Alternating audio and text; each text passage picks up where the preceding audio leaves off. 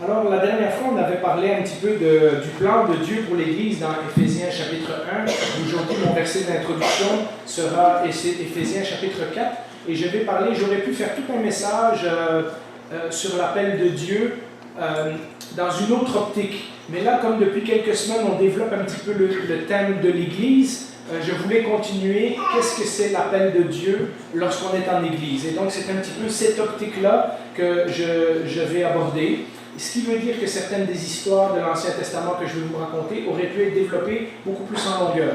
Alors, une fois de plus, je vous encourage, si peut-être parfois vous avez du mal à vous discipliner pour faire vos lectures pendant la semaine, lire la Bible par vous-même, reprenez les notes ou réécoutez le message ou relisez les histoires ou les chapitres que je cite, puisque ça sera encore frais dans votre mémoire et vous pourrez alors vous-même faire votre méditation sur tel ou tel personnage ou telle histoire de la Bible dont on se sert comme illustration. Alors, Éphésiens chapitre 4, versets 1 et 2 nous dit quelque chose de très particulier. Et évidemment, il faut lire la lettre d'Éphésiens au complet avant d'arriver là. Mais quand même, ça c'est un thème, une fois que Paul a expliqué tout ce que Dieu est en train de faire dans l'Église, puisqu'on a dit dans les dernières semaines que l'Église, ce n'est pas tant qu'est-ce que nous on fait pour Dieu, mais qu'est-ce que Dieu est en train de faire au travers de nous et comment il nous transforme. Eh bien, Paul arrive au début du chapitre 4, à un tournant dans sa lettre, et il dit ceci. Je vous encourage donc, moi, le prisonnier dans le Seigneur, nous savons que Paul a été en prison plusieurs fois dans sa vie, à marcher d'une manière digne, ou à marcher dignement, ou à vous conduire d'une manière digne, ou il y a encore plusieurs expressions suivant votre Bible, à marcher d'une manière digne de l'appel que vous avez reçu. En toute humilité et douceur, avec patience, supportez-vous les uns les autres. Et donc, nous avons vu que lorsque nous devenons chrétiens, Dieu nous donne une nouvelle vie, mais qu'il ne nous laisse pas tout seul. Il ne nous laisse pas vivre cette nouvelle vie dans le Saint-Esprit tout seul. Il nous fait entrer dans sa famille, qui est l'Église. Et nous sommes dans l'Église en compagnie d'autres personnes comme nous, qui ont rencontré Jésus, qui ont décidé de le suivre et qui font partie maintenant de la famille de Dieu.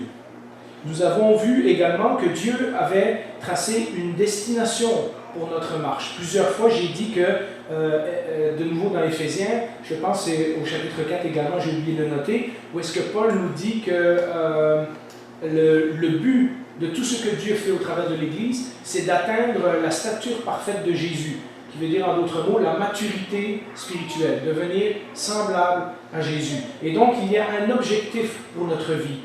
Qu'on le sache ou qu'on ne le sache pas, et maintenant on le sait, puisqu'on a été mis au courant par la parole de Dieu, Dieu a un objectif. Vous pouvez penser que votre vie, c'est un petit peu n'importe quoi, n'importe comment. Ce n'est pas le cas. Dieu a une destination précise dans votre vie, dans la vie de chacun de ses enfants, c'est de devenir un jour comme Jésus-Christ. Ça, c'est son but ultime. Nous avons vu aussi que l'Église, malgré ce qu'on pourrait penser, puisqu'il y a des églises, certains d'entre nous ont quitté les églises, certains d'entre nous ont eu des chicanes, certains d'entre nous ont rencontré des frères et des sœurs qui leur tapaient sur les nerfs, certains ont rencontré des pasteurs qui n'étaient pas bons, certains ont rencontré des églises où on racontait des enseignements un petit peu bizarres, hein, malgré les défauts, et malgré le fait que c'est parfois difficile de vivre en communauté, nous avons vu que l'Église était au centre du plan de Dieu et qu'elle avait été générée par le Saint-Esprit lors de la Pentecôte, et donc que nous ne pouvions pas, en tant que chrétiens, éviter l'Église parce que Dieu avait choisi ça comme plan pour que nous puissions ensemble marcher sur un chemin qui mène à la maturité. Et finalement, nous avons vu la semaine passée, nous avons regardé un petit peu quand on voit l'Église avec nos yeux à nous, qu'est-ce qu'on voit, et même dans l'Église du Nouveau Testament, nous avons vu que ce n'était pas toujours très reluisant, et nous avons fini avec Éphésiens chapitre 1, où l'apôtre Paul nous explique que Dieu nous a choisis avant la création du monde, qu'il nous a prédestinés, qu'il nous a rachetés, qu'il nous a mis en route sur un chemin et qu'il va achever un jour cette bonne œuvre qu'il a commencée en nous. Et donc, on a fini avec un message d'encouragement la semaine passée en nous disant que la façon que Dieu voit l'Église est complètement différente que la façon dont nous la voyons à nos yeux humains. Et finalement, ce chemin n'est pas un chemin facile, mais nous marchons sur ce chemin parce que Jésus lui-même a marché sur un chemin qui n'était pas facile. Et Jésus a dit, mes disciples ne sont pas plus grands que leur maître. Si moi j'ai marché sur ce chemin, vous aussi vous devrez marcher sur ce chemin. Et donc, même si Dieu voit l'Église d'une façon extraordinaire et qu'il a un plan depuis avant la création du monde pour chacun de ses enfants, ça ne veut pas dire que nous, au jour le jour, on n'est pas pris avec des difficultés de marcher sur ce chemin de Jésus. Et le verset d'aujourd'hui nous dit comment nous devons marcher sur ce chemin.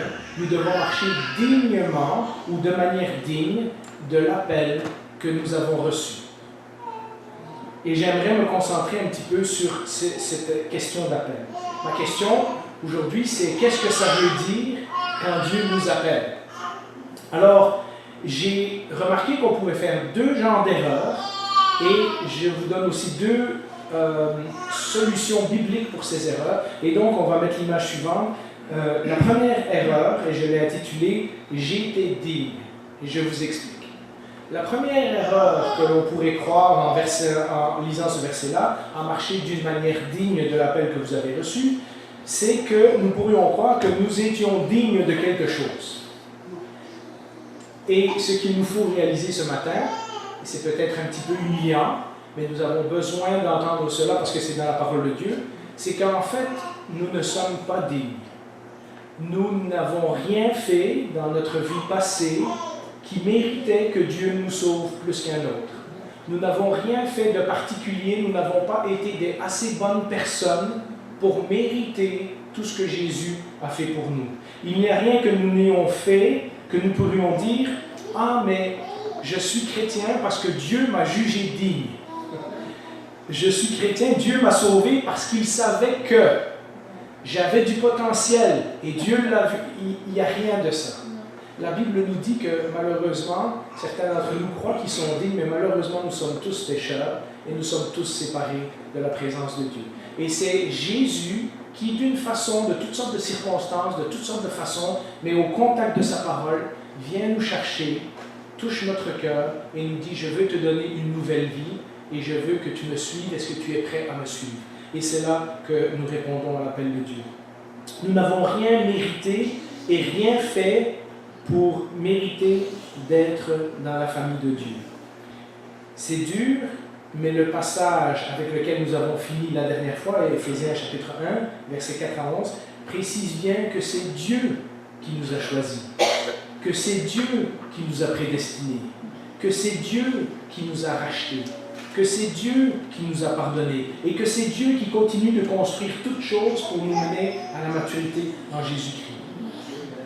Pour, comme on l'a dit en introduction, pour qu'un jour, ensemble, nous puissions célébrer la richesse de sa gloire. C'est avec ça que nous avons fini la dernière fois. Marcher dignement ne veut donc pas dire que nous étions dignes et que Jésus nous a fait une faveur en nous choisissant pour marcher sur son chemin particulier. Nous n'étions pas des particulièrement bonnes personnes méritantes et c'est pour ça que Dieu nous a choisis. C'est important de ne pas faire cette erreur. Parce que quand nous faisons cette erreur, alors nous finissons invariablement par nous comparer aux autres. Si Dieu m'a sauvé parce qu'il savait un jour que je serais pasteur à Saint-Constant, automatiquement ça me met dans une catégorie de gens à part. Et la Bible nous dit que Dieu ne fait pas de comparaison de personnes. Dieu n'est pas comme ça. Et donc, lorsque nous voyons comme quelqu'un de méritant, eh bien, automatiquement, on va se comparer méritant par rapport à qui? Ah ben moi, je suis une meilleure personne que la plupart des gens. Moi, j'ai pas fait ça et ça et ça. Moi, je suis une coche au-dessus des autres. Et donc, c'est très, très, très important de ne pas penser que marcher d'une manière digne, ça veut dire que nous étions dignes de quoi que ce soit.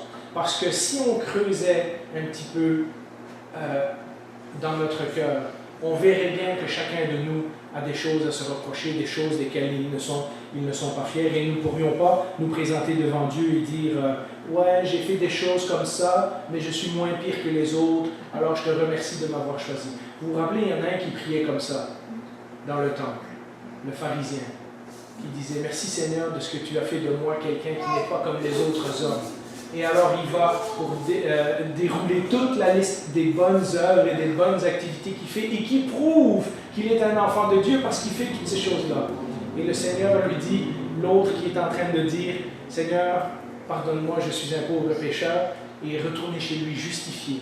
C'est-à-dire que Dieu a considéré que cet homme-là était plus juste, non coupable dans les yeux de Dieu, que l'autre qui se montait devant les autres. Marcher dignement ne veut donc pas dire que nous étions dignes et que c'est pour ça que Dieu nous a choisis. Lorsque nous nous comparons, nous évaluons notre potentiel.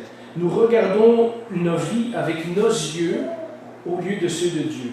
Et cela conduit invariablement à deux péchés. Ou bien l'orgueil, lorsqu'on se compare aux autres, on arrive à deux choses.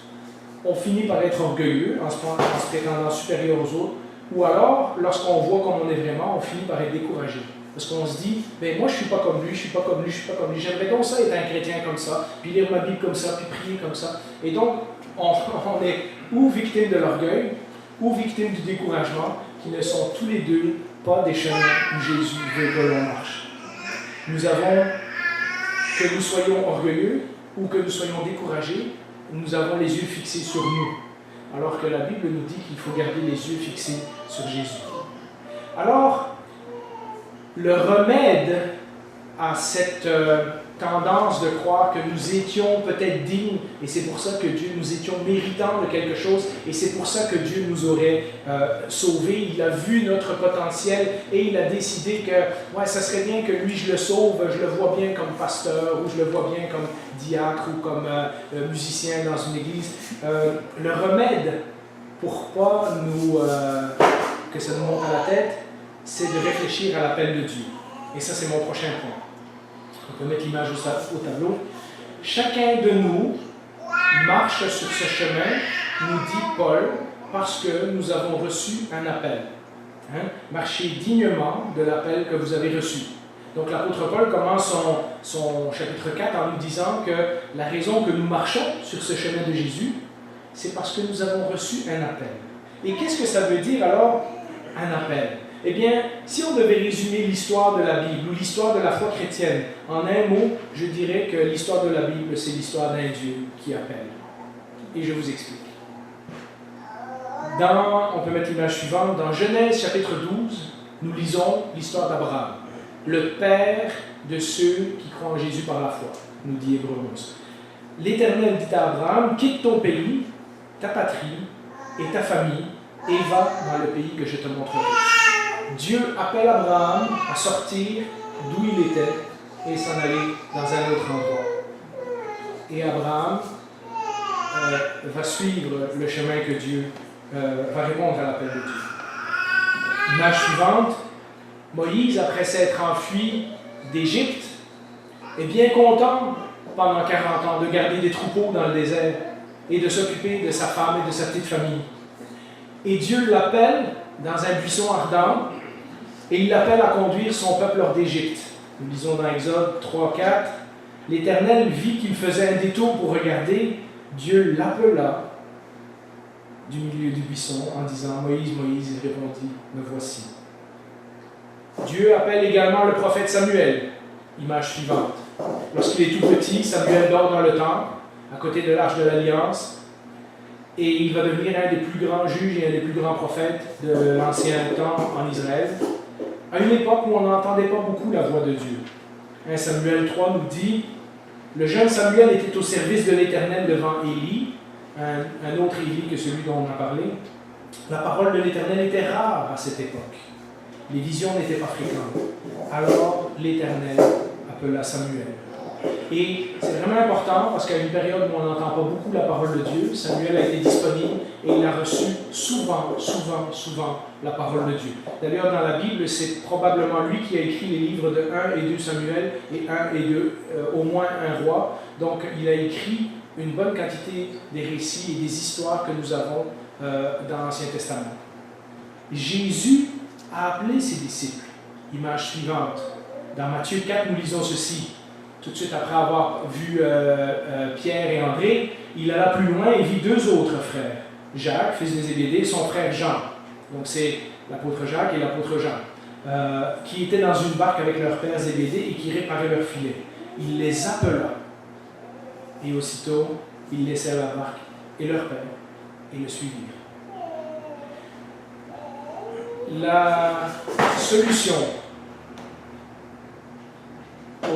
à l'erreur de croire que nous sommes dignes consiste à réaliser que sans l'appel de Dieu, nous ne sommes rien. Si Dieu n'était pas venu nous chercher, si Dieu n'avait pas cogné au cœur dans notre vie, si Dieu n'avait pas mis quelqu'un sur notre chemin pour nous parler du Seigneur, si Dieu ne nous avait pas sortis parfois de l'autre religion où nous étions avant, nous serions encore en train de suivre un faux chemin. Et donc c'est très très très important pour nous de savoir que si nous sommes dans la famille de Dieu aujourd'hui, ça a commencé par l'appel de Dieu. Tout commence avec son appel.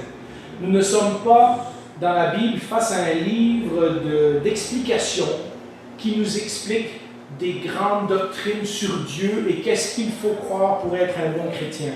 Il y a un petit peu de ça, mais beaucoup plus que ça. Nous ne sommes pas devant un Dieu qui nous donne une formation intellectuelle ou des arguments philosophiques pour prouver qu'il existe face à nos amis non chrétiens. Nous ne sommes pas devant un livre qui nous fait une liste de choses que nous devons cocher pour aller au ciel, puis d'autres choses que nous ne pouvons pas faire sous peine d'aller en enfer. Nous sommes devant un livre qui nous raconte l'histoire d'un Dieu qui l'appelle. Dieu appelle. Dieu appelle encore aujourd'hui. Je me tiens à la porte et je frappe. Si quelqu'un entend ma voix et qu'il ouvre, je mangerai avec lui. J'entrerai et je mangerai avec lui. Sans l'appel de Dieu, nous ne sommes rien. Et donc Paul remet les choses en place en disant, ça commence par l'appel de Dieu, mais maintenant il nous demande de marcher dignement. Donc ce n'est pas parce que nous étions dignes dans le passé. Est-ce que ça veut dire alors, deuxième erreur, et on peut le mettre au tableau, est-ce que ça veut dire que Dieu m'a choisi parce qu'il savait que je serais digne?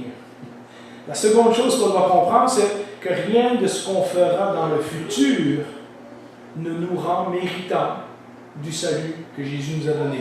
On ne marche pas dignement en le faisant par nos propres efforts, en faisant avec nos propres plans.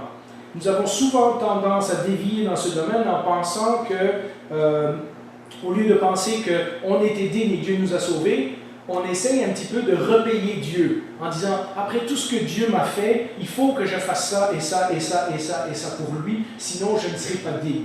Comme si on pouvait faire suffisamment de choses pour repayer ce que Dieu nous a donné gratuitement en Jésus-Christ. C'est impossible, mes amis.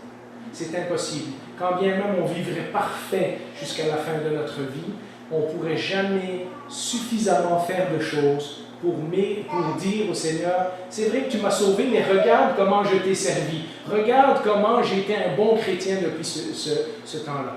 Dieu ne nous a pas sauvés parce qu'il savait qu'on serait un jour digne et qu'on pourrait lui repayer tout ce qu'il nous a donné. C'est en quelque sorte, lorsqu'on fait cette erreur-là, d'accumuler les réalisations au nom de Dieu, c'est en quelque sorte l'erreur du salut par les œuvres, mais renversée. On ne pense pas qu'on a fait assez de bonnes œuvres pour être sauvé, mais on pense qu'on va en faire assez pour repayer Jésus de ce qu'il a fait pour nous. Ça ne marche pas comme ça. C'était un cadeau gratuit, c'est un cadeau qui lui a coûté sa vie, et c'est un cadeau qu'il a fait par amour pour nous. Ça serait une insulte de vouloir le repayer pour ces choses-là. Cependant, l'apôtre Paul nous exhorte, et le Nouveau Testament nous exhorte quand même de marcher d'une manière digne. Alors, qu'est-ce que ça veut dire? Nous progressons. Pour être sûr que l'on ne se trompe pas et qu'on pense qu'un jour on peut, Dieu nous a appelés, mais maintenant tout dépend de nous, l'apôtre Paul dans Romains 8:30 nous dit que ce n'est pas le cas. Dieu ne nous a pas seulement appelés, mais il a également fait tout le reste pour nous jusqu'à la fin de notre vie.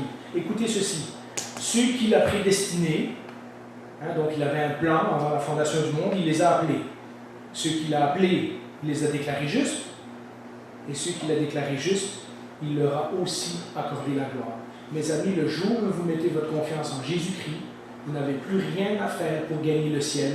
C'est déjà fait pour vous. Jésus l'a déjà fait à votre place, à ma place. Et ça serait insulter Dieu de penser que par notre bonne conduite, on peut le repayer pour ce qu'il a fait. Dans la parabole, les serviteurs qui reçoivent les talents. Vous savez, on en a parlé quand on a fait l'étude sur les paraboles. Les serviteurs reçoivent différents talents et ils les reçoivent du maître. Nous avions dit que le maître était généreux parce qu'il n'avait pas nécessairement besoin de leur donner ces talents-là, mais il leur a donné, il leur a confié des responsabilités. Et ce qu'il a demandé, c'était quoi? Pas qu'il soit productif, mais qu'il soit fidèle. Lorsque le maître revient, il ne dit pas au serviteur: ah, c'est bien, je t'avais donné, puis tu as fait fructifier, tu as ramené 50% de plus. Le maître lui dit: bon et fidèle serviteur. Et l'autre qui en a ramené moitié moins, le maître lui dit: bon et fidèle serviteur. Mais l'autre qui n'a rien fait avec ce que Dieu lui avait donné, le Seigneur lui dit: tu es un méchant serviteur. Tu me servais par obligation et non pas parce que tu voulais mon bien ou parce que tu voulais faire ces choses-là par amour. Dans cette parabole-là, ça nous rappelle que l'important, c'est que nous soyons fidèles et non pas les résultats. Les résultats, et je suis en train de l'apprendre dans ma propre vie, les résultats ne dépendent pas de nous. Les résultats ne dépendent jamais de nous. Nous ne pouvons pas faire des choses en disant: ah, si je fais ça, Dieu va bénir l'Église. Ah, si je fais ça, telle personne va se convertir. Ah, si je prie pour un tel, il va être guéri. Nous ne sommes pas au contrôle des résultats. Ce que le Seigneur nous demande, c'est d'être fidèle. Ce que le Seigneur nous demande, c'est de marcher sur le chemin de Jésus, à l'exemple de Jésus, que nous voyons ou que nous ne voyons pas les résultats dans cette vie terrestre. Et donc, toute cette affaire de penser qu'un jour nous pourrions être dignes ou que Dieu nous a sauvés parce qu'il savait qu'un jour on aurait du potentiel, c'est aussi une erreur à éviter. L'important, c'est d'honorer son maître là où d'autres l'ont méprisé. Il n'est donc pas question de marcher en produisant beaucoup, mais en étant fidèle. La réponse à cette erreur, et on peut mettre l'image suivante, il y a une réponse à cette erreur, comme à la première erreur. Bien, la réponse, c'est la réponse. Je m'explique. On pourrait dire que la Bible, c'est l'histoire d'un Dieu qui appelle, mais si on devait être plus précis, on dirait que c'est l'histoire d'un Dieu qui appelle et des gens qui répondent. Lorsqu'on passe en revue les versets qu'on a vus au début, on voit que Dieu a appelé Abraham et Abraham a répondu. On voit que Dieu a appelé Moïse et Moïse a répondu. On voit que Dieu a appelé Samuel, Samuel a répondu. Quand Dieu a appelé Ésaïe, Ésaïe a dit: me voici. Quand Jésus a appelé ses disciples, nous avons lu: ils laissèrent tout et le suivirent. Et donc, l'histoire de la Bible ne se résume pas simplement à un Dieu qui appelle, mais aussi à des gens qui répondent à cet appel. Hébreux 11.8, on peut l'afficher, nous dit: c'est par la foi, donc par la confiance en Dieu, qu'Abraham obéit lorsque Dieu l'a appelé, et qu'il est parti pour le pays qu'il devait recevoir en héritage. Et il est parti, et c'est très important cette partie-là du verset, et il est parti sans savoir où il allait. Le Seigneur l'a appelé, il s'est levé, et il est parti. Abraham n'avait pas un programme tout fait d'avance. Comme disait un pasteur que j'écoutais cette semaine, quand Dieu lui a dit: Abraham, lève-toi et va dans un pays que je te montrerai, Abraham a posé la question: et où est ce pays? Et Dieu lui répond: je te le montrerai plus tard. Quand Dieu apparaît, il lui dit: je vais te donner un fils. Et Abraham dit: mais comment je vais avoir un fils parce que je suis vieux? Dieu lui dit: je te le montrerai plus tard. Et quand Abraham est amené à sacrifier Isaac, et Dieu lui demande de sacrifier son seul fils, l'héritier de la promesse, et Abraham demande pourquoi, Dieu lui dit: je te l'expliquerai plus tard. On aimerait ça avoir un plan tout tracé d'avance. On aimerait ça dire: mais Seigneur, je veux bien te suivre, mais montre-moi ma vie. Montre-moi par où je vais passer. Pensez-vous vraiment que si le Seigneur vous montrait d'avance les difficultés puis les étapes que vous allez passer, que vous voudriez suivre ce chemin? Si vous saviez qu'un jour, vous vous retrouvez seul, qu'un jour, vous affrontez une maladie difficile, qu'un jour, vos finances ne vont pas bien, et que le Seigneur dit: oh oui, je veux que tu passes par là. Pensez-vous que le savoir à l'avance, ça changerait quelque chose? C'est ce qui est difficile dans la foi, c'est que le Seigneur nous demande d'aller, de faire, et d'être sans toujours savoir où nous allons, à part le passage qui nous dit que nous grandissons pour devenir semblables à Jésus-Christ. Et si vous relisez toutes les autres histoires, comme je vous ai encouragé à le faire au début, lisez l'histoire de Moïse, lisez l'histoire d'Abraham, lisez l'histoire de Samuel, et vous verrez que chacun de ces personnages a marché sur le chemin où Dieu les appelait. Donc nous avons un Dieu qui appelle, c'est comme ça que notre vie chrétienne commence, et nous avons nous qui répondons à cet appel, et c'est comme ça que notre vie chrétienne continue. Sans nécessairement savoir où nous allons, à part que nous savons que nous allons rejoindre notre Sauveur. Alors, une fois qu'on a vu tout ça, les erreurs à éviter, puis les réponses que la Bible nous donne, on revient à notre question du début. Qu'est-ce que ça veut dire alors marcher dignement? Si ce n'est pas des choses que j'ai fait pour mériter ou des choses que je pourrais faire pour repayer Dieu, ça veut dire quoi? En d'autres mots, ça veut dire quoi? Marcher digne de l'appel qu'on a reçu. Eh bien, les histoires qu'on vient de lire nous le disent, c'est lorsqu'on répond. On est digne lorsque l'on répond, lorsque notre marche correspond à l'appel, lorsque Dieu nous appelle et qu'on décide de le suivre. En d'autres mots, on entend la voix de Dieu et on décide de le suivre sur le chemin qu'il a tracé pour nous, même si nous ne savons pas où ce chemin va nous mener. Tous ces sujets que nous avons passés depuis 1 an et demi, que j'ai intitulé la série sur le chemin de Jésus, tous ces sujets, c'est cela, répondre à l'appel de Dieu. C'est cela, marcher dignement. Je vous donne quelques illustrations. Peut-être que Dieu vous appelle à ce moment dans votre vie à marcher dans une direction totalement inconnue. Vous êtes pris avec un choix, que ce soit la famille, la carrière ou autre chose. Vous avez peut-être quelque chose qui vous tient à cœur. Dieu vous appelle en mission et vous n'êtes pas sûr. Dieu vous appelle à quelque part. Peut-être que vous êtes à un point de votre vie où Dieu vous appelle à lui faire totalement confiance et à marcher à l'aveuglette pendant un certain temps, en lui faisant confiance. C'est ça, marcher dignement. Peut-être que vous devez pardonner à quelqu'un qui n'est pas pardonnable. Quelqu'un vous a fait du tort, quelqu'un vous a fait du mal, ça fait des années que ça vous gruge, et depuis un temps, le Seigneur travaille votre cœur, et il dit, mon chemin, c'est le chemin du pardon. Si tu veux marcher dignement, tu vas devoir affronter ce chemin.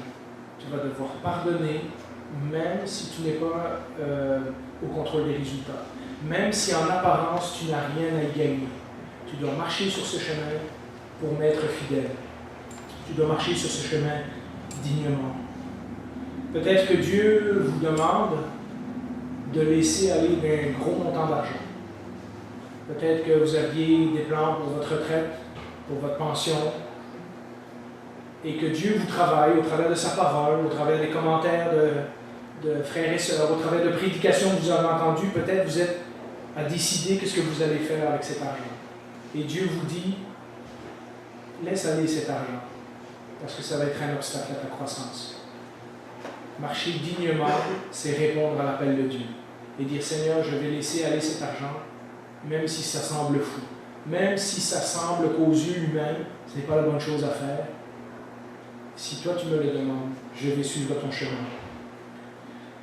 Peut-être que vous devez abandonner des doctrines, des pratiques, que vous étiez sûr que c'était la vérité, et une fois que vous avez été confronté à la parole de Dieu, vous vous rendez compte que vous avez cru des choses qui pendant des années n'étaient pas des bonnes choses.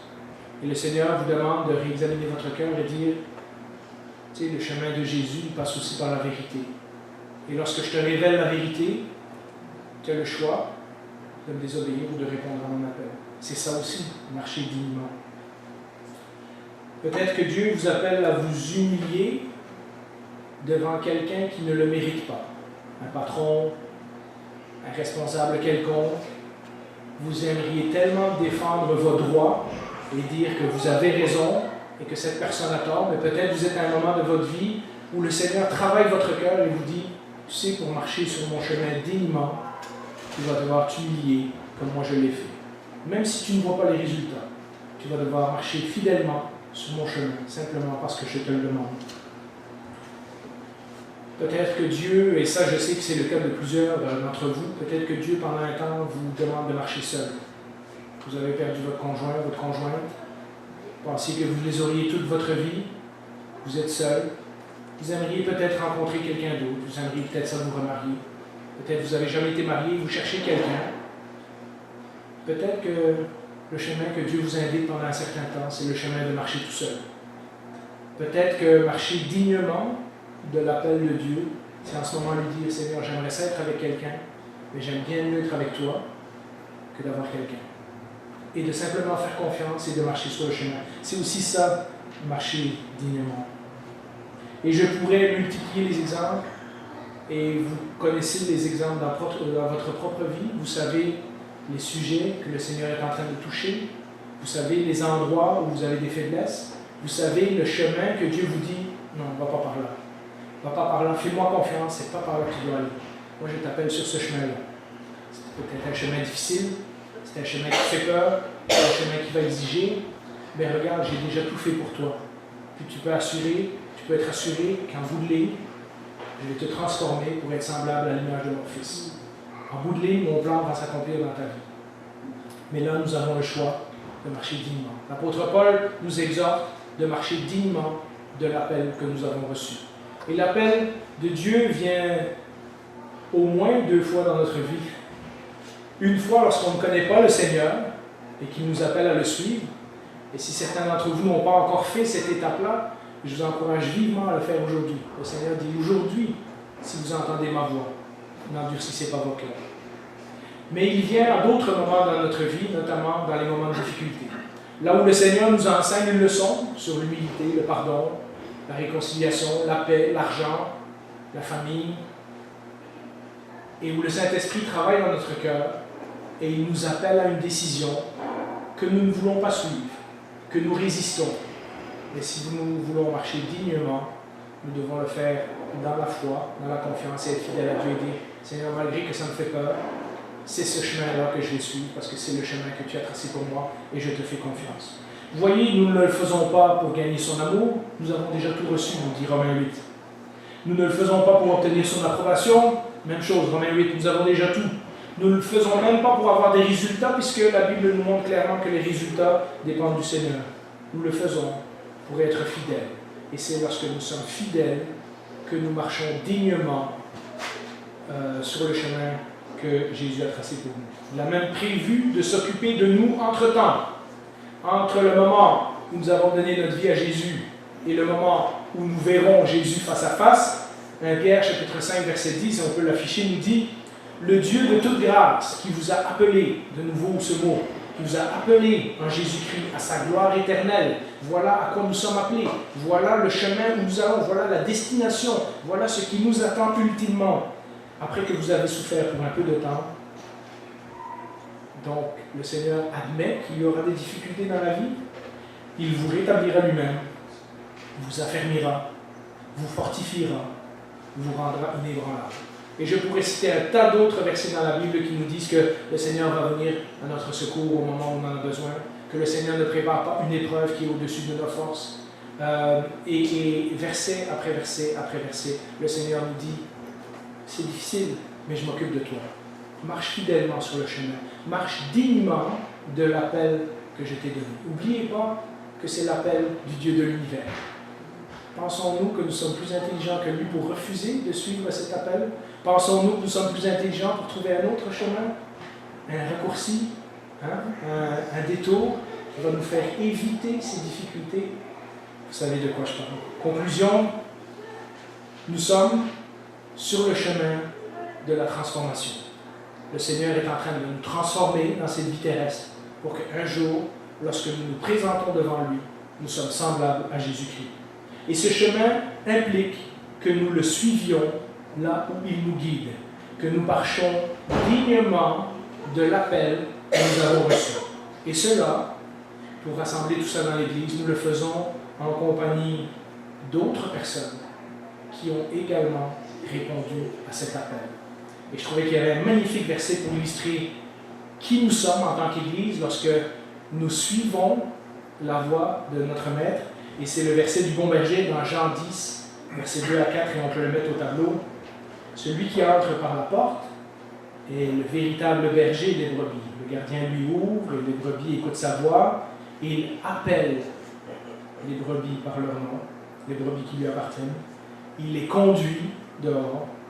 Lorsqu'il les a fait sortir, il marche devant elles et les brebis le suivent parce qu'elles connaissent sa voix. Marchez dignement de l'appel que nous avons reçu. Prions. Seigneur, tu connais nos cœurs. Tu sais qui devant nous ce matin est devant un choix difficile. Un chemin qu'il ne veut pas suivre. Un chemin qu'il préférait prendre une autre direction. Qui de nous est devant deux chemins? Un chemin où ça va faire son affaire et un chemin où ça va faire ton affaire. Ce matin, tu nous exhortes à marcher dignement selon l'appel qu'on a reçu. Pas parce qu'on avait des choses à gagner, pas parce qu'on va pouvoir te repayer, pas parce qu'on a fait quoi que ce soit d'extraordinaire, pour être fidèle au Dieu qui nous a aimés et qui nous a tout donné. Ma prière pour chacun de nous ce matin, c'est quelle que soit la difficulté, quel que soit cet appel que tu nous adresses ce matin, que ce soit de laisser de côté notre ancienne vie et de te suivre, ou que ce soit de continuer sur un chemin difficile que nous aimerions éviter. Que nous puissions, comme des brebis qui écoutent la voix de leur maître, marcher sur ce chemin, pas seuls, mais en compagnie des autres frères et sœurs qui sont là pour nous appuyer, nous encourager, nous aider lorsque nous nous égarons du chemin. Seigneur, prends cette Église, comme tu le fais avec tes brebis, et continue à nous guider pour les années à venir, sur le chemin que tu veux, pour nos vies personnelles et pour notre vie en tant qu'Église. Au nom de Jésus. Amen. Amen.